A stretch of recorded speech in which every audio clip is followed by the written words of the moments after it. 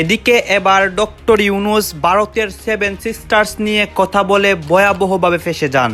ভারতীয় সেনা বাংলাদেশ ঢুকে ইউনূস সহ সবাইকে ধরছে।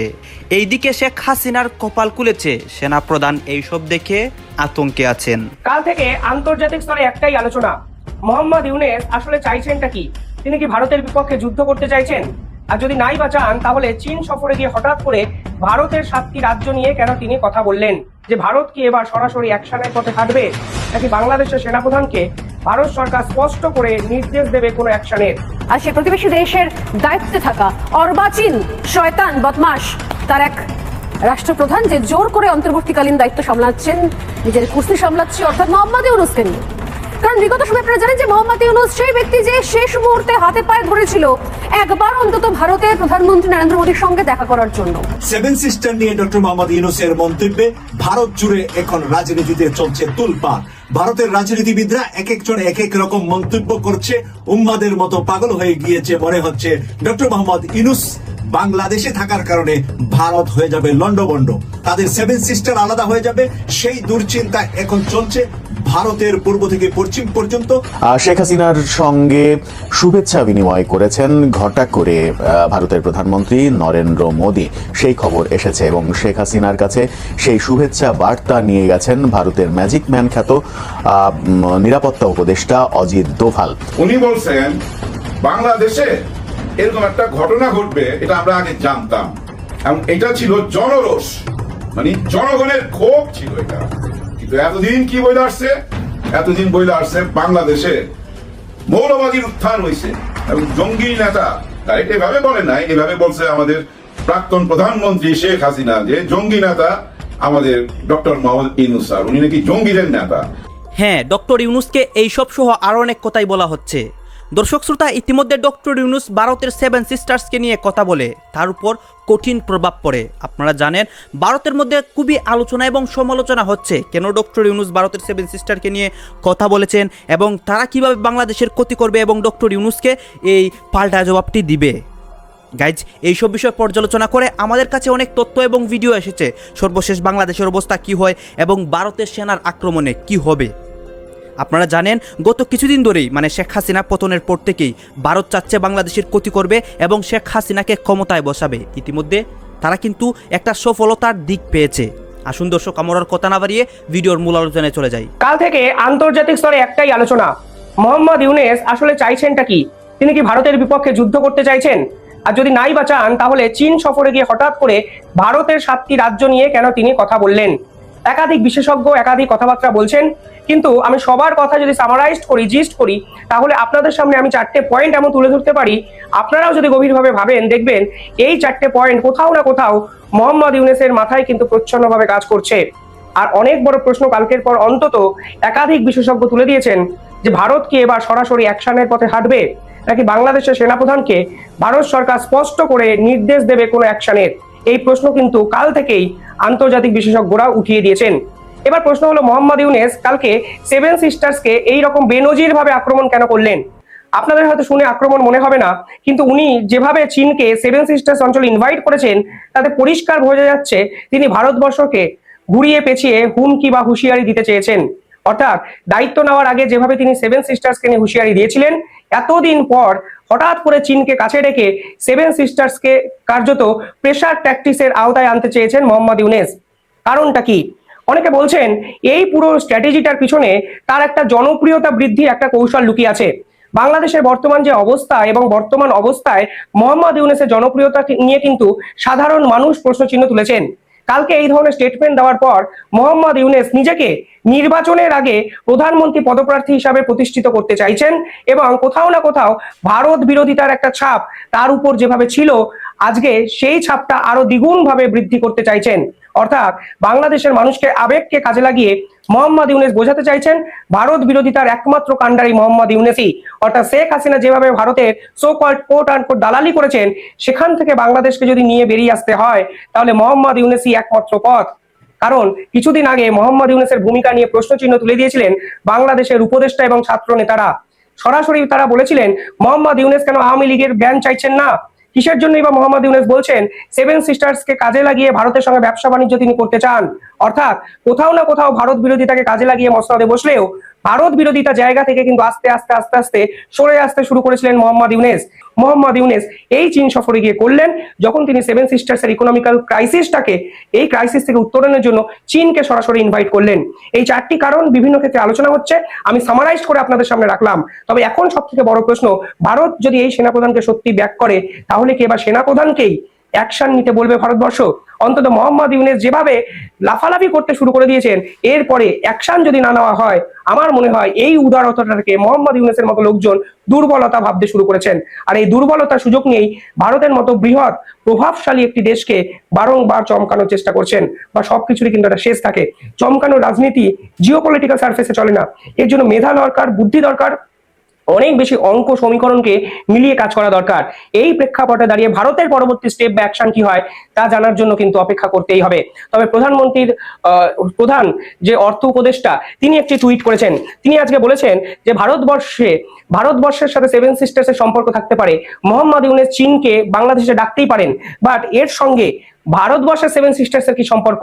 এই টুইট যদি দেখেন আপনারা দেখবেন তিনি পরিষ্কারভাবে বলেছেন, what exactly is the significance of seven Indian state being landlocked, এরকম তিনি বলেছেন।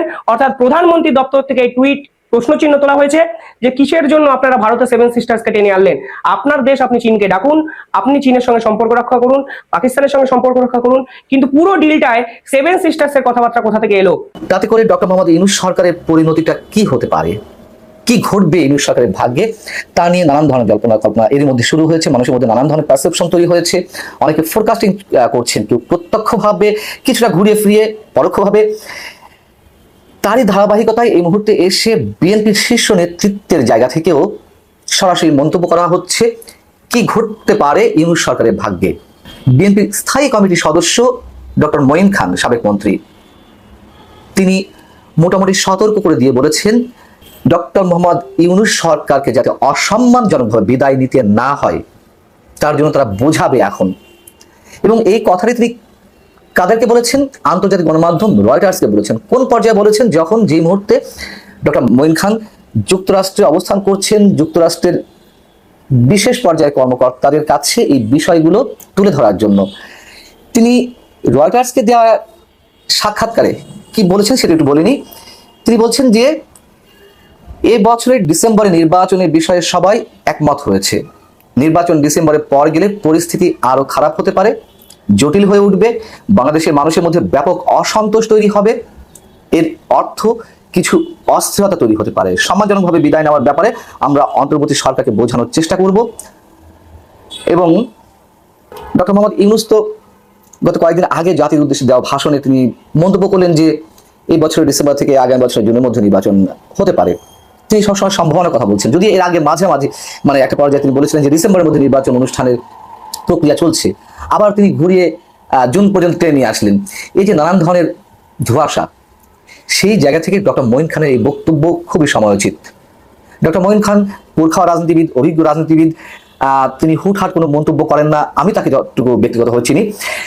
আর আমাদের মতো সাধারণ মানুষরা এটুকু আশঙ্কা করছে যে ডক্টর মোহাম্মদ ইউনূসের বিদায়টা সম্ভবত সম্মানজনক হবে না। এই কথাও তো বলা হচ্ছে নির্বাচন যদি অনুষ্ঠিত হয়, সেটা যখনই হোক না কেন, ডিসেম্বরে হোক বা আগামী বছর জুনে হোক, ডক্টর ইউনূস সরকার নির্বাচন অনুষ্ঠান করতে পারবে কিনা সেটি নিয়েও নানান ধরনের ধোঁয়াশা তৈরি হয়েছে, সন্দেহের সৃষ্টি হয়েছে। তখন যেভাবে খেলাগুলো চলছে, নানানভাবে বক্তব্যগুলো দেওয়ার চেষ্টা করা হচ্ছে এবং এখনো পর্যন্ত কোনো ধরনের রোডম্যাপ তৈরি হয়নি, রোডম্যাপ আমাদের সামনে প্রকাশ করা হয়নি। এবং বিশেষ একটি রাজনৈতিক দলের জন্ম দেওয়া এবং সেগুলোকে নার্সিং করা, সেটি মোটামুটি ফুলে ফেপে পরিপুষ্ট না হওয়া পর্যন্ত নির্বাচনের তারিখ ঘোষণা করা হবে না, এটা তো এখন ওপেন সিক্রেট। সেই জায়গা থেকে মানুষের মধ্যে যে পারসেপশনগুলো তৈরি হচ্ছে অমূলক কিছু নয়। তবে পাশাপাশি একটি কথা একটু বলে নেওয়া ভালো, এই যে যুক্তরাষ্ট্রের কর্মকর্তাদের কাছে বাংলাদেশের নির্বাচন নিয়ে কথা বলতে গেলেন ডক্টর মঈন খান, এখন সেখানে অবস্থান করছেন, এটি নিশ্চয়ই সমিতি নয় কারো কাছে, আমাদের কারো কাছে। প্রথমত আমি তীব্র প্রতিক্রিয়া এবং নিন্দা জানাচ্ছি এবং ডিপ জলের ভাষায় বলতে চাই, আহ বাতিজা আহ, মানে পুরো ইন্ডিয়া নিয়ে আসতে হবে। যদিও ইন্ডিয়া নিয়ে আসলে আমরা বেকায়দায় পড়বো, কিন্তু শুধু ত্রিপুরা আসলে বাংলাদেশ ত্রিপুরাকে মারিয়ে দেখে নিতে পারবে এবং ছুটিয়ে লাল করে দেবে।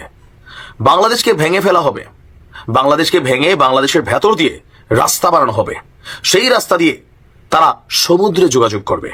এমন অধ্যত্বপূর্ণ বক্তব্য বাংলাদেশকে নিয়ে দিয়েছে ত্রিপুরার যিনি কি বলা হয় যে নেতা আছেন, ত্রিপুরা মথা দলের প্রধান প্রদ্যোৎ মাণিক্য। গেল গতকালকে ডক্টর মোহাম্মদ ইউনুস 7 সিস্টার্স নিয়ে চীনে সফররত অবস্থায় একটা বক্তব্য দিয়েছিলেন। আপনাদের আমি গতকালকে ভিডিওটা দিয়েছিলাম, যারা দেখেননি দেখে নেবেন। তিনি যেই বক্তব্যটা দিয়েছিলেন যে ভারতের যে 7 সিস্টার্স আছে, তো এই 7 সিস্টার্স বেসিক্যালি স্থল বেষ্টিত, মানে এখানে সমুদ্র পথের সাথে কোথাও কোনো কানেক্টিভিটি নাই, আর এই জন্য তাদেরকে বাংলাদেশকে ব্যবহার করে তাদেরকে কিন্তু সমুদ্র পথে যেতে হয়। তো ওনার এই বক্তব্যটাকে কেন্দ্র করে ভারতের রাজনীতিতে আমি গতকালকে বলেছি ব্যাপক তোলপাড় শুরু হয়েছে। কেউ কেউ ভাবছেন যে ডক্টর ইউনুস 7 সিস্টার্সকে হুমকি দিয়েছেন, আর তার এই বক্তব্যের পরিপ্রেক্ষিতে আপনার 7 সিস্টার্সকে নিয়ে করা ডক্টর ইউনুসের বক্তব্যকে কেন্দ্র করে ভারতের উত্তর পূর্ব রাজ্যগুলোতে তীব্র প্রতিক্রিয়া এবং কি ক্ষোভের সৃষ্টি হয়েছে। বাংলাদেশকেই তারা ভেঙে দিয়ে নিজেদের জন্য সমুদ্রপথ তৈরি করার হুমকি দিয়েছে ত্রিপুরা। এছাড়া আসামের যিনি মুখ্যমন্ত্রী আছেন হেমন্ত বিশ্ব শর্মা, তিনিও ডক্টর ইউনুসের মন্তব্যকে আপত্তিকর বলে অভিহিত করেছেন। অন্যদিকে কংগ্রেস নেতা, মানে বিজেপি না, বিজেপি তো মোদির দল, কংগ্রেস হচ্ছে আপনার সোনিয়া গান্ধীর যে দল আছে বা মহাত্মা গান্ধীর যুগের যে দল, পবন খেরা একে উত্তর পূর্ব ভারতের জন্য বিপজ্জনক বলে মন্তব্য করেছেন। আসামের মুখ্যমন্ত্রী হেমন্ত বিশ্ব শর্মা বলছেন বাংলাদেশের অন্তর্বর্তী সরকার প্রধানের এই মন্তব্য খুবই আপত্তিকর এবং নিন্দনীয়। এটি ভারতের কৌশলগত চিকেন স্ন্যাক, এই যে স্টেটগুলো আছে এগুলোর যে করিডর, সেই করিডরের দুর্বলতা নিয়ে প্রচলিত বর্ণনাকে পুনরায় উস্কে দেওয়ার শামিল। ভারতের মধ্যে এমন কিছু শক্তি অতীতেও ছিল যা এই সংকীর্ণ ভূখণ্ডকে বিচ্ছিন্ন করার পরামর্শ দিয়েছে, যা উত্তর পূর্বকে মূল ভূখণ্ড থেকে বিচ্ছিন্ন করে ফেলতে পারে। তাই আমাদেরকে আরো শক্তিশালী রেল এবং সড়ক যোগাযোগ ব্যবস্থা গড়ে তুলতে হবে। বিশেষ করে চিকেন স্ন্যাকের যে করিডোরটা আছে এটাকে বাইপাস করার মতন নতুন রোড তৈরি করতে হবে। অপরদিকে ত্রিপুরার যিনি আছেন নেতা, ত্রিপুরা মথা দলের নেতা, তার বক্তব্য ভারতকে এখনোই সমুদ্রপথে নিজস্ব সংযোগ তৈরি করতে হবে এবং বাংলাদেশ নির্ভরতা কমাতে হবে। 1947 সালে ভারতীয় ইউনিয়নের সঙ্গে যুক্ত হওয়ার ইচ্ছা থাকলেও চট্টগ্রাম বন্দর এখন এটা বাংলাদেশের অধীনে। এখন এই অস্থায়ী সরকার সমুদ্রের অভিভাবক হওয়ার দাবি করেছে, যা হাস্যকর। যদি আমরা নতুন অবকাঠামো প্রকল্পের জন্য কোটি কোটি টাকা ব্যয় করতে পারি, তাহলে বাংলাদেশকে ভেঙে সমুদ্রপথ নিশ্চিত করাই ভালো। চট্টগ্রামের পাহাড়ি অঞ্চলে বসবাসরত ত্রিপুরী, গারো, খাসিয়া, চাকমা জনগোষ্ঠী নিজেদের ঐতিহ্যবাহী ভূমিতে অত্যন্ত কঠিন অবস্থায় আছে, আর এই সুযোগটা ব্যবহার করা উচিত এখন। অবদিকে কংগ্রেস নেতা বলছে বাংলাদেশ চীনকে আমন্ত্রণ জানিয়ে ভারতের বিরুদ্ধে একটি অবরোধ তৈরি করতে চাইছে। আমাদের পররাষ্ট্র নীতি এতটাই দুর্বল যে যার জন্মের জন্য আমরা অবদান রাখলাম সেই দেশই এখন আমাদেরকে ঘিরে ফেলার চেষ্টা করেছে। নিয়ে কোনো কথা বলে নাই, তারা শুধু নির্বাচন করছে, কিন্তু তাদেরও সুর বদলে যাচ্ছে। ভারতের ছলা কলা সব ধীরে ধীরে প্রকাশ পাচ্ছে মানুষের কাছে। মানুষ এখন বুঝা ফেলাইছে কারা দালালি করে আর কারা দালালি করে না। ভারতের পক্ষে যেই যাবে ভাই তারই ভরাডুবি হবে। যাই হোক, আমরা মির্জা ফখরুল সাহেবের একটা কথায় আসি। উনি ঈদ নিয়ে কিছু কথা বলছেন। উনি 6 তারিখে বিদেশে চিকিৎসার জন্য যাচ্ছেন। এটা নিয়ে আমার একটা কথা আছে, এটা বইলাই ওনার কথাটা বলি। এই যে বড় বড় নেতাদেরকে বুঝছেন বিদেশে চিকিৎসা করতে যাওয়াটা যদি বন্ধ করা যেত, এই দেশেই চিকিৎসার ব্যবস্থা হয়ে যেত। এতদিন বড় বড় নেতারা কাশি হইলো, বুঝছেন, সর্দি হইলো, বিদেশে চলে যেত আওয়ামী লীগের আমলে। আমরা দেখছি ওদেরকে যদি আমরা যাইতে না দিতাম, এয়ারপোর্টে যদি আটকাই দিতাম যে ভাই এই দেশের চিকিৎসা নিতে হবে, তাহলে এই দেশের চিকিৎসা ব্যবস্থা উন্নতি হইতো। যাই হোক, ওনার শরীর খারাপ, দোয়া করি উনি সুস্থ হোক। এবং উনি বিদেশে যাচ্ছে, অনেকে মন্তব্য করতেছে ভারতে যাবে কিনা। ভারতে গেলে মহা ভুল করবেন। আমার ব্যক্তিগত ধারণা উনি চীনে যাবেন। উনি চীনে যাবেন। আচ্ছা, যেখানেই যাক উনি সুস্থ হয়ে আসুক। ওনার কথাগুলো আমার ভালো লাগছে। উনি বলছেন সংস্কার আর নির্বাচন একই কাজ, সংস্কারও হবে, নির্বাচনও হবে। আগের মতো বলে নাই যে ডিসেম্বরে নির্বাচন চাই। ওনাকে কিন্তু প্রশ্ন করা হয়েছে যে আপনারা তো ডিসেম্বরে নির্বাচন চাইছেন। উনি খুব সরাসরি বলছে, অবশ্য খুব নরম ছিল, শরীরটা ভালো ছিল না, ভেঙে ভেঙে কথা বলতেছিল। উনি বলছে যে প্রধান উপদেষ্টা বলছে জুন পর্যন্ত সময় লাগতে পারে। যেটাই হোক, আমরা নির্বাচনও চাই, সংস্কারও চাই।